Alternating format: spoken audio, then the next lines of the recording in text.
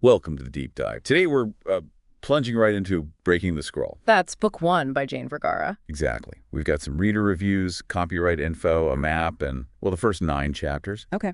Our mission really is just to get a handle on this fantasy world setup, the characters, the main conflict starting up. Right. And the reader buzz seems pretty positive already. Lots of enthusiasm. Yeah, what are they saying? Highlighting the world building, young heroes, discovery, secrets, that kind of thing. They mention it's captivating, a page turner. Some even see, political relevance. Interesting. Any comparisons? Yeah, to Rowling, Brandon Mall, even John Grisham, which is an unusual mix. Grisham? Okay. Suggests maybe fantasy with a thriller or political edge. And one reviewer noted reading from different viewpoints. Ah, okay. Multiple perspectives. That tracks. And we know it's 2022 copyright dedicated to dreamers of magic. Definitely fantasy. Plus that map of Achaea.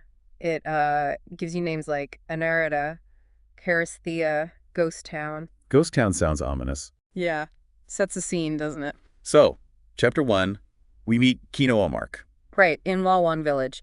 And the kicker is, he's powerless. In a world where powers are the norm. Exactly. He keeps trying to fly with these, coconut leaf wings, wants to get into the Achaean books. And that just screams, I don't fit in. Establishes that core struggle right away. Totally. The individual versus the system, almost. Then Chapter 2, his mom, Lamara Amark, she's the royal scribe. And she's not thrilled about the flying attempts. She kind of says, hey, maybe your brain is enough. Not all power is great. And Kino wants to read her stories about invisible people. Yeah, but she's busy writing for the emperor, and we learn she's the daughter of the last emperor. Oh, okay. And the current emperor, McWindstorm Aaron, he courted her back then. So lots of backstory tangled up right there.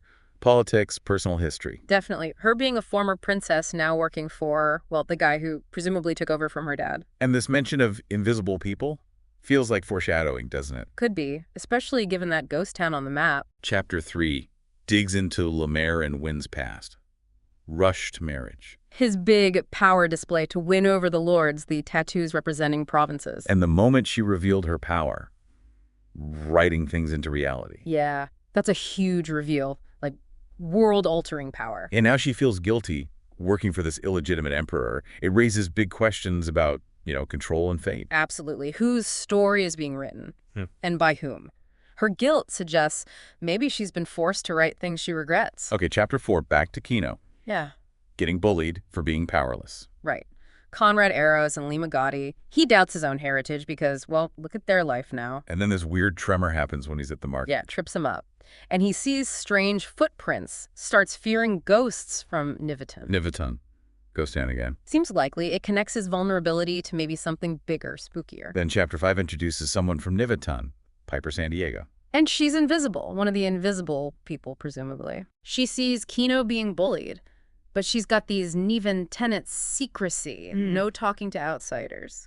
But there's a twist. Yeah, turns out Kino helped her once before. So she's torn between hating Achaeans, like she was raised to, and, her feelings about him. So now we have a whole hidden society, invisibility, conflict with the emperor. Yeah. Layers building up. Exactly. Piper gives us a window into that oppressed group. Chapter 6, Lemaire again.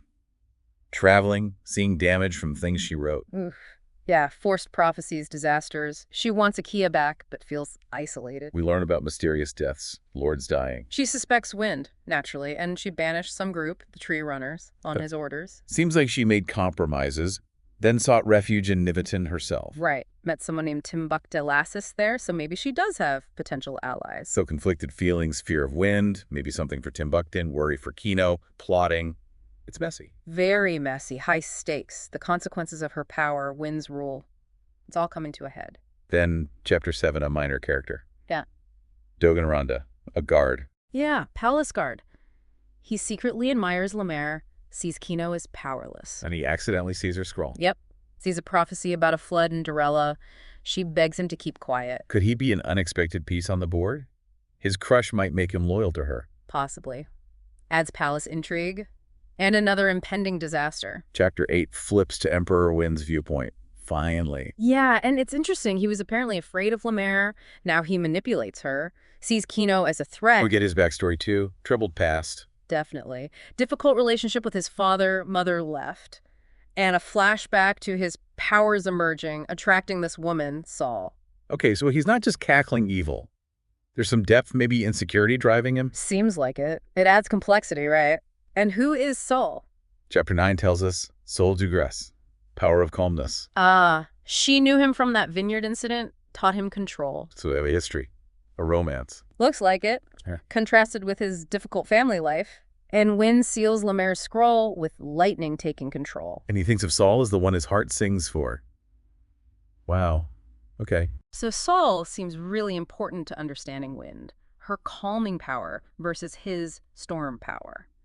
It's symbolic. Right. So, wrapping up this initial dive, we've got this world buzzing with different powers. But our main young hero, Kino, has none. Then there's Lemaire, trapped princess with reality writing powers, serving Emperor Wind. Who has his own troubled past and a connection to this mysterious Saul. Plus, the hidden invisible Nevins like Piper caught between history and personal connection.